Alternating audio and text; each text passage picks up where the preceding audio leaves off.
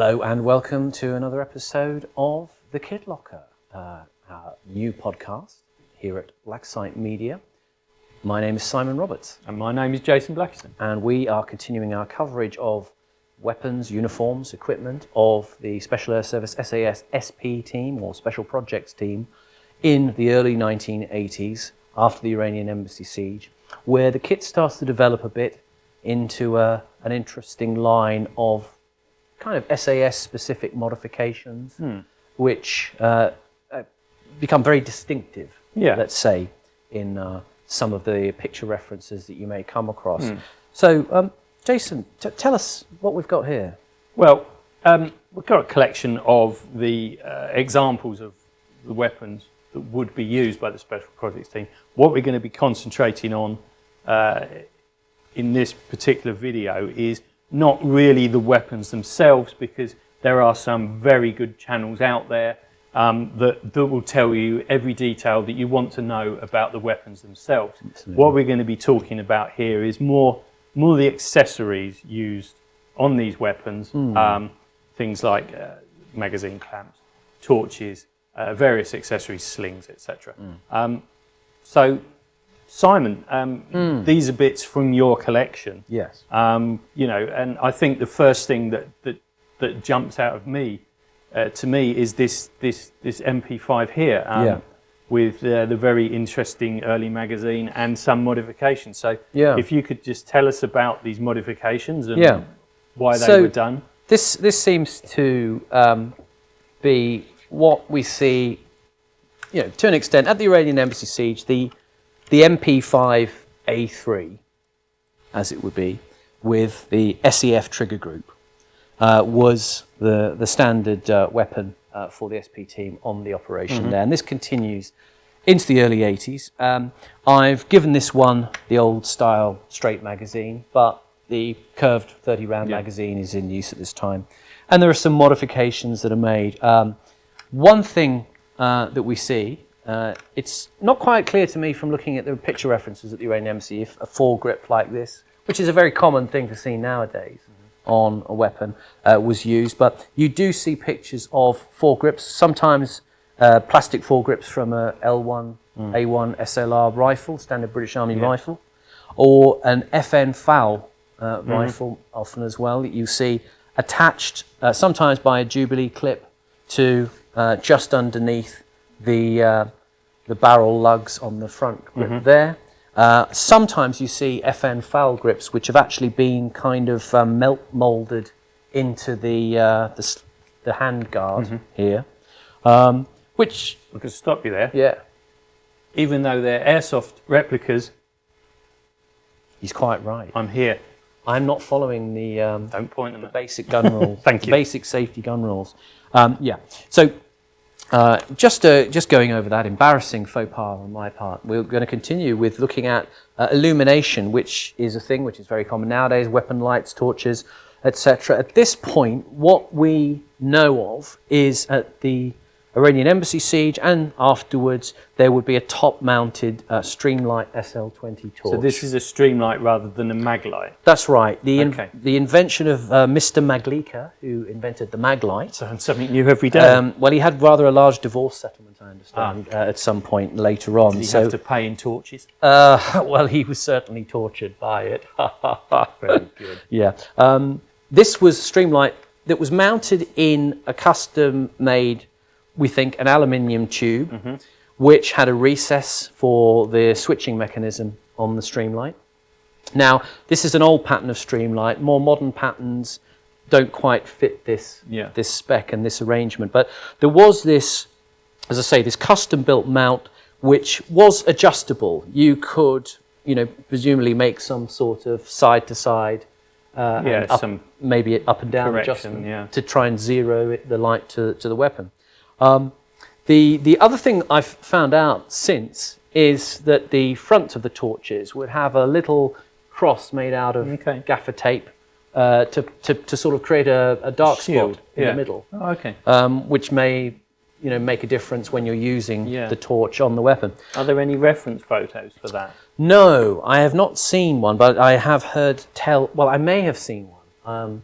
It's in my collection, but it's not springing to memory. But it is something I found out about that was a very specific thing that I think it may be a picture of an old weapon setup that might not have been, as it were, an official SAS reference, so to speak. It could be just something that they were trying out at the time. It's something I've heard that was done, that they would put this sort of little arrangement across on the front of the lens. Well, that's something that people can try. They can get a torch, put a little cross.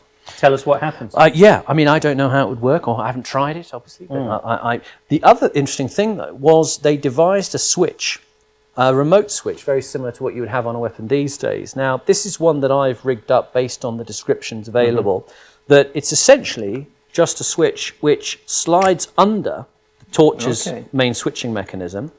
And it's so like a little copper plate then. It's just a sort of, dual-sided copper plate, which you have to sort of get it in the right position there. You slide it back, you put it in. That interrupts the circuit formed by this switch. So it's a continuous circuit now, all the way to the press switch here. So that looks like there's something mounted in. Oh, I see. That's very similar to what you see. Is that like a dual metal strip that you're just pushing down and making contact? Essentially, that's all it is. 2 bits of copper with wire on the side. So you think something like this, they would have thought, right, how can we make this work? Yes. A bit of clever messing around in the workshop, and you sort of local man on base, I've come up with this. This is one of those slightly murky areas. There's a tricky thing that there was 2 companies we've come across in research.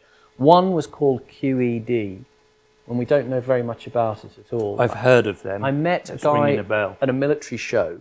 When he saw the mock-up I'd done, said, we used to make those. Oh, okay. And he said, we had a firm called QED. It was in the Hereford area. But there was also another company called Mill Arms, which made weapon illuminations, and we'll see another one in a later video. So, obviously, like a machined aluminium tube. Yeah, that could be made at any local engineering firm. Very easily. The torch inserts. Yeah. By mechanism of a grub screw in part of the mounting, you can tighten the torch into place so it won't fall out. The torch has had this sort of keyring affair on the end there. And because this is the standard H&K claw mount, isn't it? Stanag mount, that's right, And so this seems to... Now, the thing about the switching mechanism here is I've also heard reports of them using a mercury tilt switch.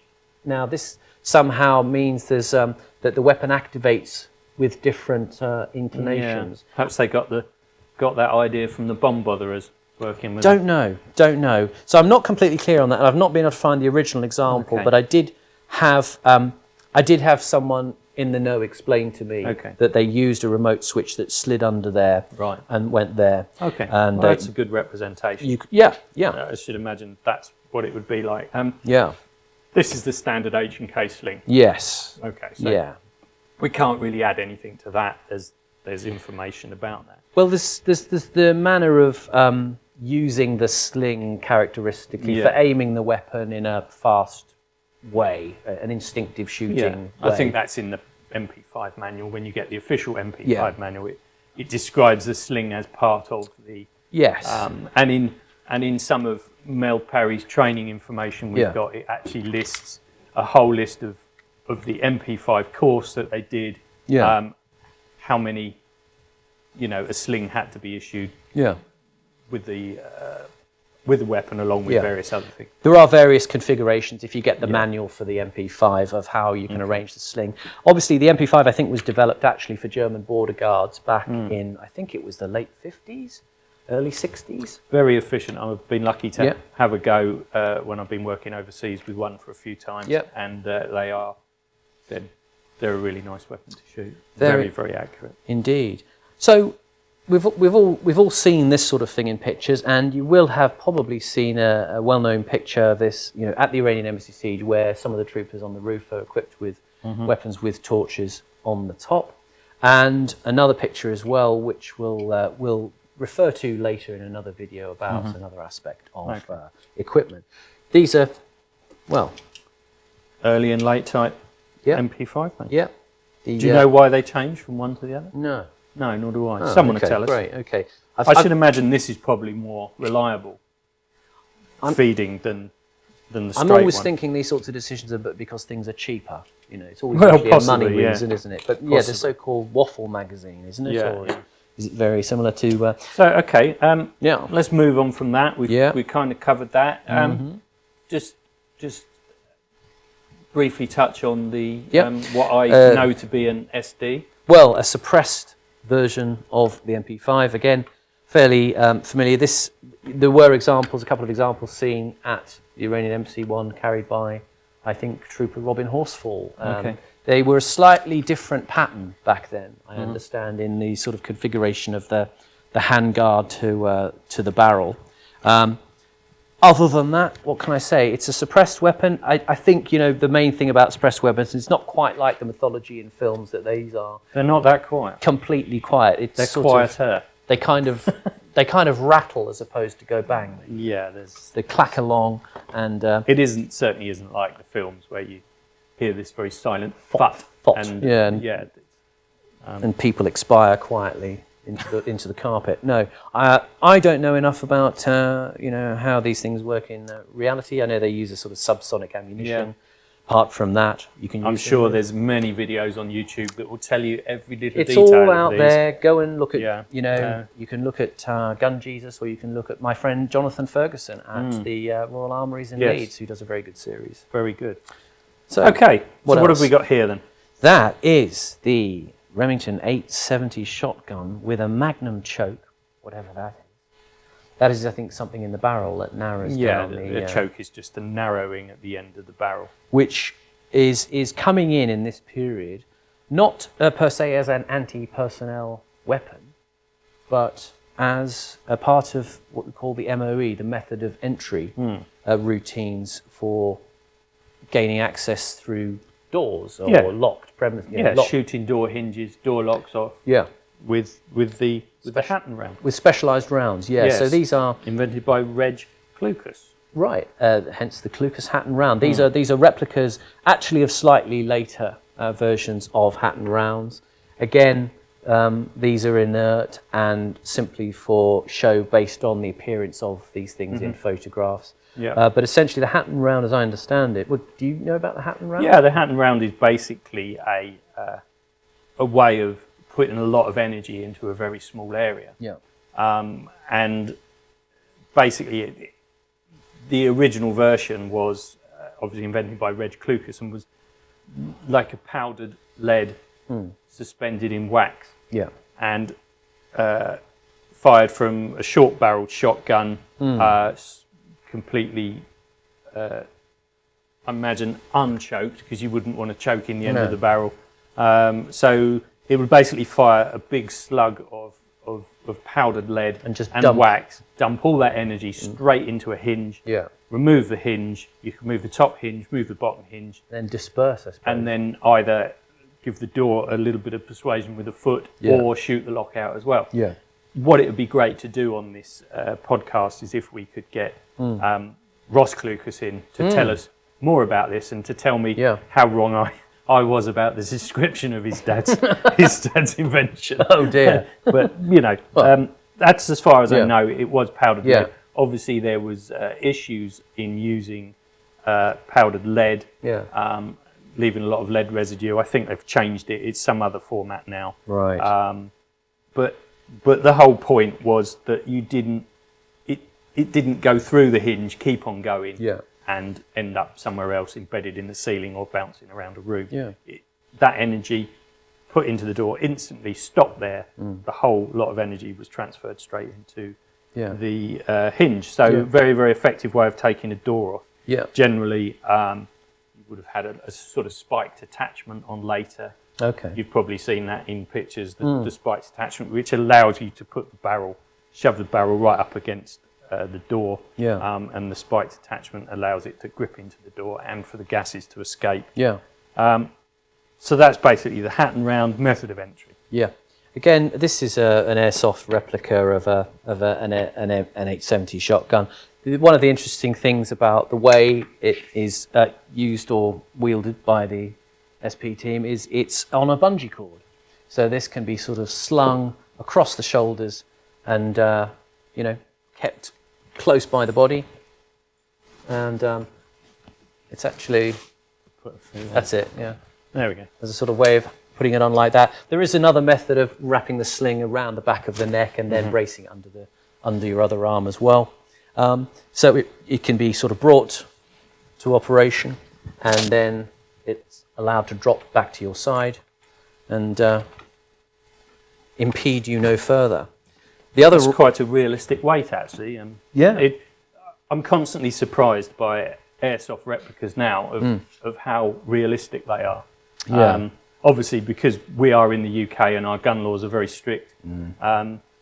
Here, the airsoft replicas, I suppose the companies all compete with each other to try and make their version look more realistic. Yeah. And there's quite a heft to that, not quite as much as a... Well, that's quite an old, I think, Japanese one. Yeah. They're not made anymore, which would cycle. You put a gas reservoir in there, and it cycles the BBs out of the shells, which are like plastic shells, which you can cycle through in the usual, rack and pump the thing kind of way. But of course, like under one joule, of course.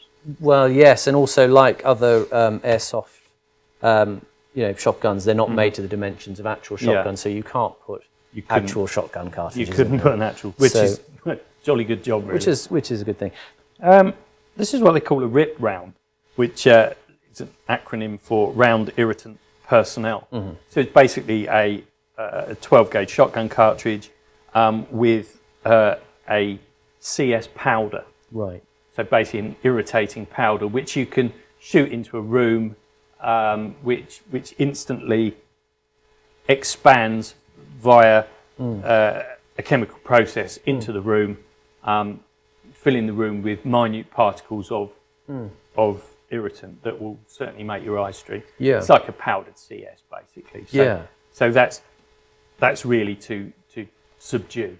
Incapacitate. Yeah, This is very similar to something I'd read about in this earlier period, about something called ferret, which seems to have been a shotgun round that did that same job, that you put to a door, it would punch a cloud of CS gas. A hole through the door and then fill the room with irritant. And of course there are other specialist rounds sort of these days. I'm not too familiar with them myself, but I know of these particular ones that were certainly used by the SP team at various junctures. Well, there's a special round for deflating tyres, which you shoot into the tyre, deflates the tyre, leaves a big pink cloud of dust, so you know that tyre is done.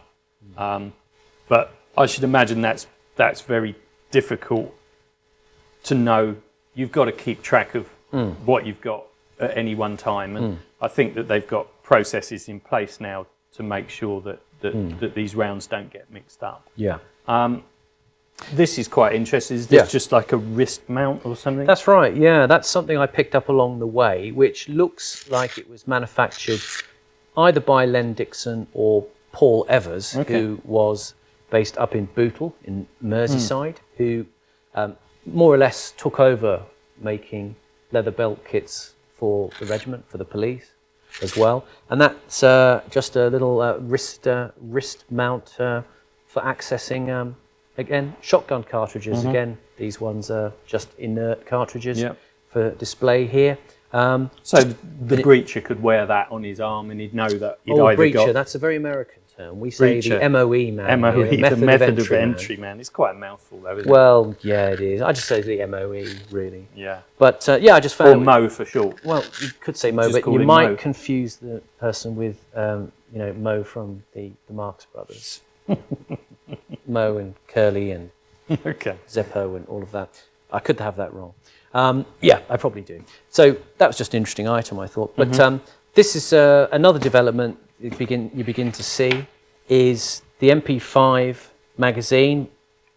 Why not have 60 rounds instead of 30 rounds? Well, there seems to be a lot there.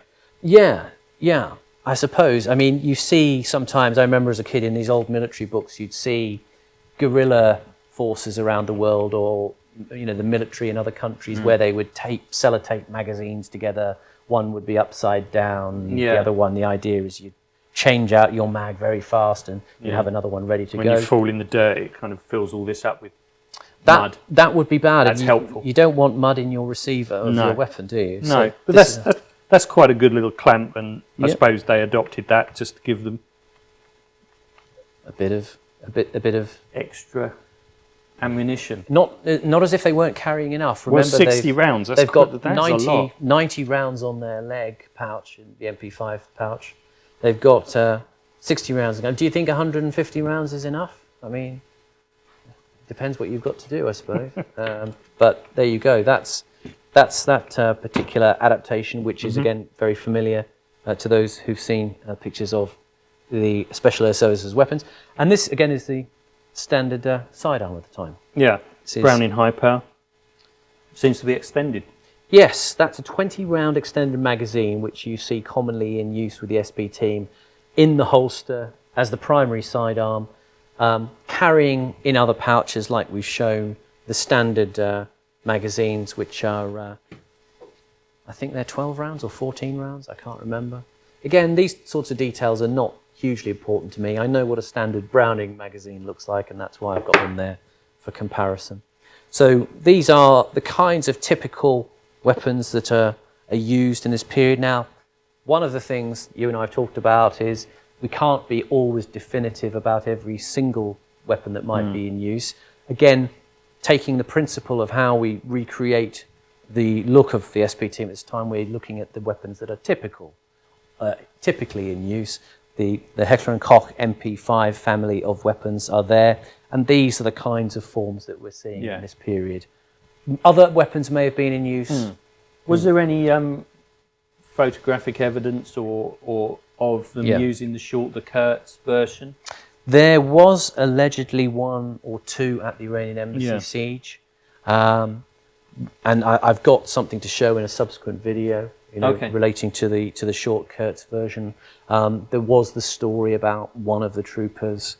At that time, the Kurtz's design didn't have a finger guard at the front, and so someone apparently got a bit of his finger shot off in a moment of, Well, I have a rather amusing story. A very good friend of mine, who you also know, who was quite high up at Poole, was entertaining a certain 70s comedian, popular 70s comedian at their base, and he was having a go on the range and firing the Kurtz, and he kind of boiled his fingers over the barrel because he was holding it wrong.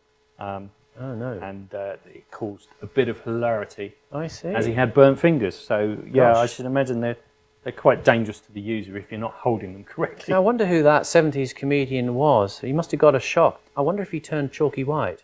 Might have done. Yeah, never know. Yeah. Okay. Who knows? Anyway, I think that covers it. That's pretty much it. And remember, behave responsibly, even with airsoft weapons. Safety first. We are as I was reminded at the beginning of this video, do not point things, even if you know them to be airsoft weapons, at people, because some people can have a very bad reaction to them. Other than that, we've said our bit about responsibility and weapons safety there, which we think is important to emphasize as well. Thank you very much again for tuning in. We will be back with another video in this particular section, and we'll see you next time for that. Like and subscribe.